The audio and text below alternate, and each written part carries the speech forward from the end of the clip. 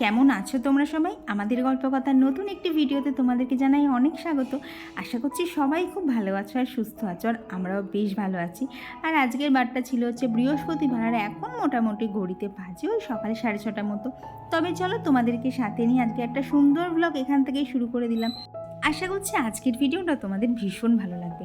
আর জানো তো, আজকের দিনটা প্রচণ্ড ব্যস্ততার মধ্যে দিয়ে শুরু হয়েছে।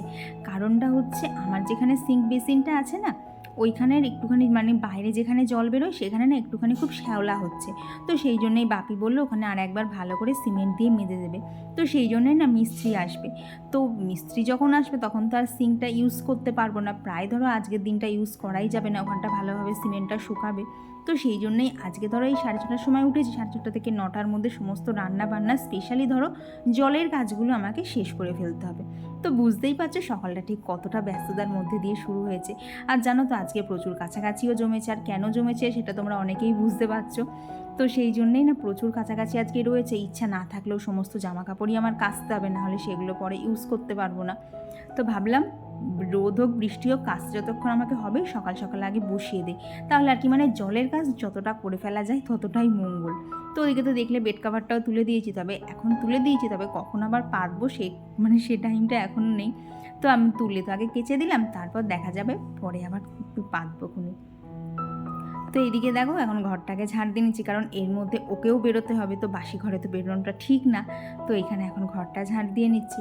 আর জানো তো এরপরে নিচে গিয়ে অনেক রান্না বাচ্চা, আর কি প্রতিদিন যে রান্নাগুলো করতে করতে ধরো আমার 11:30টার মতো বাজে, সেই রান্নাগুলোর সমস্তটা আজকে আমায় 9টা থেকে 9:30টার মধ্যে কমপ্লিট করতে হবে।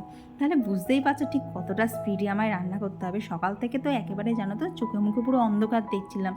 তার মধ্যে সব থেকে বড় কথা আজকে আবার বৃহস্পতিবার।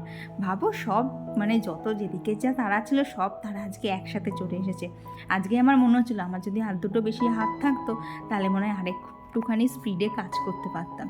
আর এদিকে মাছটাকেও বসে বসে খাইয়ে দিলাম, নাহলে ও আবার দেখতে পায় না, ওকে যে দিকটা খাবার দেওয়া হয় ও আবার ঠিক তার উল্টো দিকেই হাঁটে। আর এদিকে বৃহস্পতিবার বলে দেখো কৌশিক এখানে আজকে আমার ঠাকুরের বাসনগুলো মেজে দিয়ে একটুখানি উপকার করেছে। তবে জানো তো প্রথমে করতে চাইছিল না, পরে ওকে বললাম দেখো ঠাকুরের বাসন মাজা এমন কিছুই ব্যাপার না, যেরকম আমরা বাসন মাজি সেরকমই মাজো, পরের সপ্তাহে আমি আবার তেল দিয়ে ভালো করে মেজে নেব।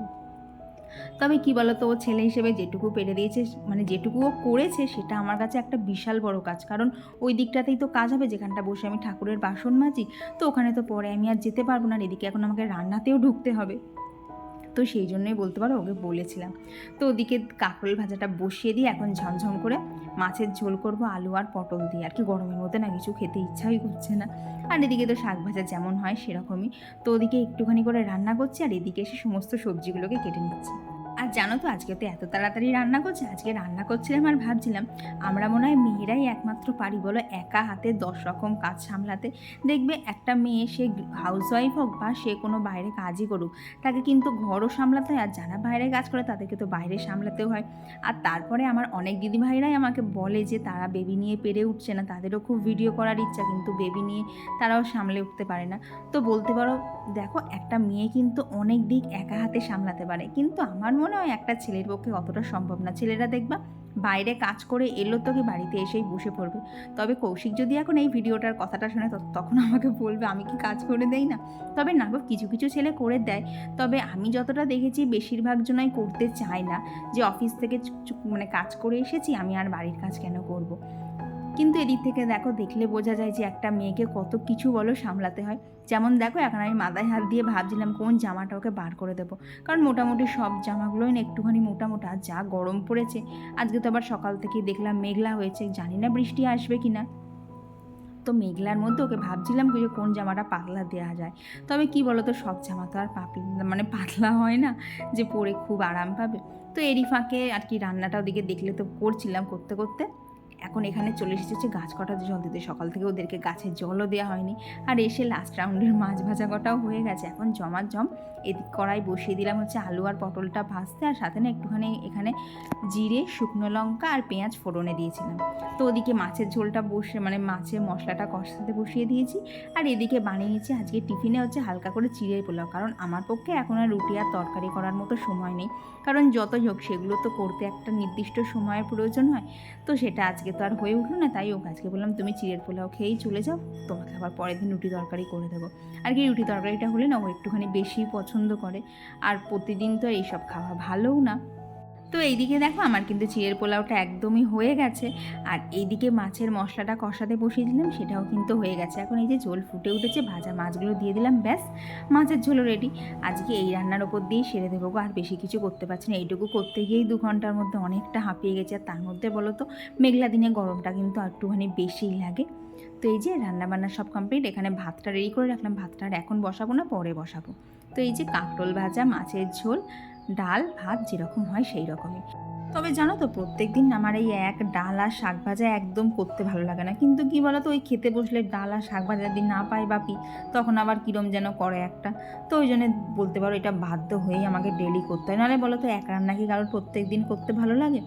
তো এই দেখো তোমাদের সাথে কথা বলতে বলতে কিন্তু আমার অনেকটাই কাজ এগিয়ে গেছে।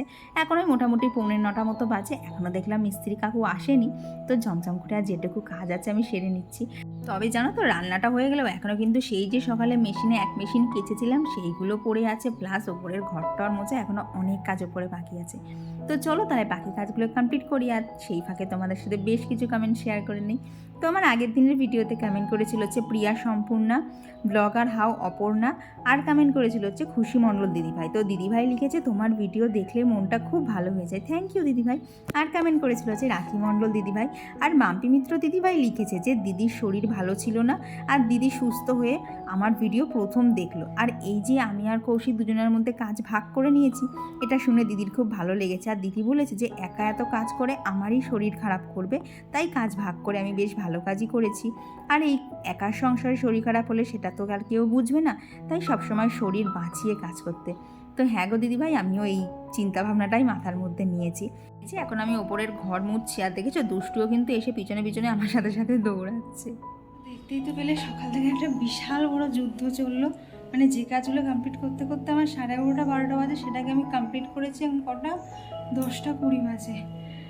মানে এখন মনে হচ্ছে একটু বসতে পারলে ভালো হতো, কিন্তু উপায় নেই, কারণ বৃহস্পতিবার এখনও পুজো হয়নি। তো উপরের ঘরটার মোছা, নিচের ঘরটার মোছা সমস্ত কিছু হয়ে গেছে, দেখলে তো ছাদেও জামাকাপড় মেলা কমপ্লিট। মানে ও চলে যাওয়ার পরেও একদম ফুল স্পিডে কাজ করতে হয়েছে।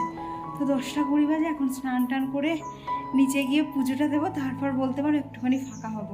আর আজকে হয়তো তোমাদের ভিডিও পেতেও অনেকটা লেট হয়েছে, কারণ আমার এখনও অবধি এডিট কমপ্লিট হয়নি। তো ভেবেছি পুজো টুজো দেওয়া কমপ্লিট করে এডিটটা কমপ্লিট করব।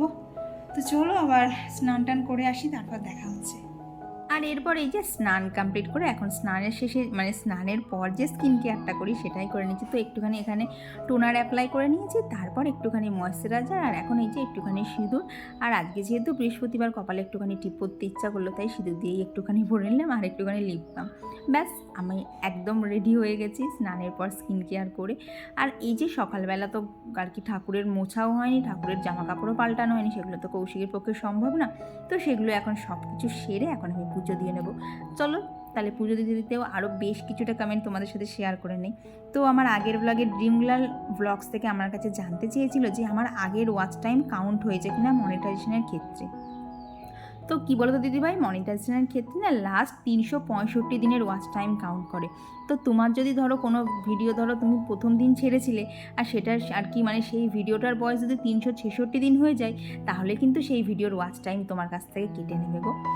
আর তোমার যদি আরও কিছু জিজ্ঞাসা থাকে তাহলে আমার মেসেঞ্জারে মেসেজ করো, অবশ্যই তোমার মেসেজের আমি রিপ্লাই দেবো। হয়তো মাঝে মধ্যে একটু দেরি হয়ে যাবে, কিন্তু রিপ্লাই দেবো, এটুকু তোমাকে গ্যারান্টি দিচ্ছি। আর কমেন্ট করেছিল যে শ্বেতা চক্রবর্তী দিদিভাই, অনুষ্কা দাস, মল্লিকা, শ্রাবণী ব্যানার্জি, এসকে ক্রিয়েশন, সারা ফ্যামিলি ব্লগ ত্রিপুরা থেকে। আর কমেন্ট করেছিল হচ্ছে কিউট মিলি শর্টস, শাইনি গাঙ্গুলি দিদিভাই, সেনগুপ্তা ব্লগস থেকে আমায় কমেন্ট করে জানিয়েছে তোমার ভিডিও প্রথম দেখলে আমার চ্যানেলটাও সাবস্ক্রাইব করে নিয়েছিল, থ্যাংক ইউ দিদিভাই। আর কমেন্ট করেছিল হচ্ছে ঈশিতা দেবনাথ, আর গপ্পসপ্প থেকে আমায় কমেন্ট করে জানিয়েছে যে তোমার থেকে অনেক কিছু শেখা যায়, অনেক নিখুঁত তুমি। তো থ্যাংক ইউ দিদিভাই। জানো তো এই কমেন্টগুলো পেলে খুব ভালো লাগে, তবে একটাই কি হাসি লাগে বলো তো, এই যে তোমরা আমায় সবসময় বলো যে আমি এতটা নিখুঁত করে কাজ করি, শুধু যেখানে কাজটা করছি সেখানকার মানুষগুলোই প্রশংসা করতে পারে না, এইটাই খুব দুঃখ থেকে যায় গো। আর এরই মধ্যে দেখো ঝমঝমিয়ে বৃষ্টি চলে এসেছে। তো ওদিকে তো মিস্ত্রি কাকুরা কাজ করছিল, ওরা আবার কাজ জানো তো বন্ধ করে দিল, কি জানি বুঝতে পারছি না। যেহেতু কি বলো তো সিমেন্ট বালির কাজ, তো ওই জল পড়লে আবার ধুয়ে যাবে, ভগবান জানে কি হবে, এত চিন্তা হচ্ছিল। কিন্তু জানো তো পরে বৃষ্টিটা থেমে গেছিলো, তারপরে কাজ খুব ভালোভাবেই উতরে গেছে। আর এখন এই যে বেড কাভারটা পেতে নিচ্ছি, সকালে তো পাতার সময়ই হয়নি, তাই আজকে দেখলাম সমস্ত কাজগুলো যতক্ষণ আগে হয়ে গেছে, এখন আমার কাছে অনেকটা ফ্রি টাইম। আর এখন মোটামুটি ওই বেলা 12:30 মতো বাজে। আজকে কিন্তু আমার সমস্ত কাজ অনেক তাড়াতাড়ি হয়ে গেছে। আর কমেন্ট করেছিল হচ্ছে নিপা পাল দিদিভাই, তো দিদিভাই লিখেছে যে আমি গ্যাস ওভেনটা কোথায় রাখি, ওটা কি রান্নার পর সরিয়ে ফেলি? না গো দিদিভাই, গ্যাস ওভেন যেখানটা মানে দেখো ঠিক ওইখানেই থাকে, ওখান থেকে আর কোথায় সরাবো। আর কি বলো তো, কিচেনটা তো আমার বড্ড ছোটো, তাই হয়তো তোমার এরকম দেখতে লাগে। আর কমেন্ট করেছিল হচ্ছে Tumpa Garai daily cooking blog, Dipa Das আবৃত্তি কেন্দ্র, হীরা খান ব্লগ গ্যালারি, ইভাস daily routine, Sucharita Mondal, smiley Ambika, Falguni Sarkar দিদিভাই, পিয়াসা, পুষ্পা জয়সরি ব্লগ, খুশি মণ্ডল।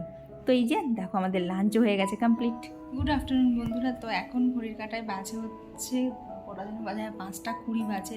আর ঘরের অবস্থা তো দেখতেই পাচ্ছ, খুব বিশ্রী অবস্থা। এখানে জামা কাপড় ঝুলছে, প্লাস আলার সব জামা কাপড় তো আজকে মানে বেশিরভাগ আমারগুলো কেচে দিয়েছিলাম, তো সেগুলো একটা শুকনো জামা কাপড়ের বদলে এখানে সব ভিজা জামা কাপড় ঝুলছে। আর তারা ওই দিকের অবস্থা দেখাচ্ছে, দেখো সিঁড়ির হাতলের হচ্ছে এই অবস্থা। আর জামা কাপড় বলতে এইখানে হ্যাঙ্গারে করে জামা প্যান্টগুলো ঝুলিয়ে দিয়েছি, এখানে একটা বেড কভার দিয়েছি, আর বেশ কিছু জামা কাপড় ছাদের ওখানে আছে। তো এই হচ্ছে ঘরের অবস্থা। মানে বর্ষাকাল যে এটা দেখেই বোঝা যাচ্ছে। বর্ষাকাল আদৌ বলা যায় কিনা জানি না, কারণ আজকে বৃষ্টি হয়েছে, কালকে নাও হতে পারে, আবার হতেও পারে। তো যতক্ষণ না এইগুলো না আর কি শুকোচ্ছে না, ততক্ষণ যেন অসহ্য লাগে। চারিদিকে শুধু জামা কাপড় ঝুলছে, মানে দেখতেও আর কি বাজে লাগে। তারপরেই এখন সন্ধ্যে 6টা মতো বাজে। তো কৌশিক আসার সময় এই যে জিনিসপত্রগুলো নিয়ে এসছে, আর নিয়ে এসেছিল হচ্ছে আমার ফেভারিট এই যে ট্রেনের যে চিনির গজাগুলো পাওয়া যায় সেই গজা, আর এইগুলো হচ্ছে বেকারির গজা। এগুলো কিন্তু খেতে যেন তো দারুণ লাগে। তো এই দুটো আনবে আমি এক্সপেক্ট করিনি, কিন্তু হঠাৎ করে পেয়ে এত খুশি হয়েছিলাম না। তো তারপর আর সাথে নিয়ে এসেছিলো হচ্ছে বেশ কিছুটা পেয়ার, আর ওই দেখো ঠোঙার মধ্যে কিন্তু অবশ্যই বিট লবণটাকে মনে করে নিয়ে এসেছে। আর তারপর এই যে এখন সন্ধে দিয়ে নিচ্ছি। আর সন্ধে দেওয়ার পর এখন তো আমার গোপাল সোনা খাট হয়ে গেছে, মা খাট গিফট করেছে ওকে, তো গোপাল এখন আমার খাটেই শুয়ে পড়ছে। তবে চলো বন্ধুরা, আজকের ভিডিওটা এখানেই রাখছি। ভিডিওটা ভালো লাগলে কিন্তু অবশ্যই একটা লাইক করে দিও, আর কেমন লাগছে কমেন্ট বক্সে কিন্তু জানাতে একদমই ভুলো না। চলো তবে আজকের জন্য টাটা, দেখা হচ্ছে খুব তাড়াতাড়ি এবার পরবর্তী ব্লগে।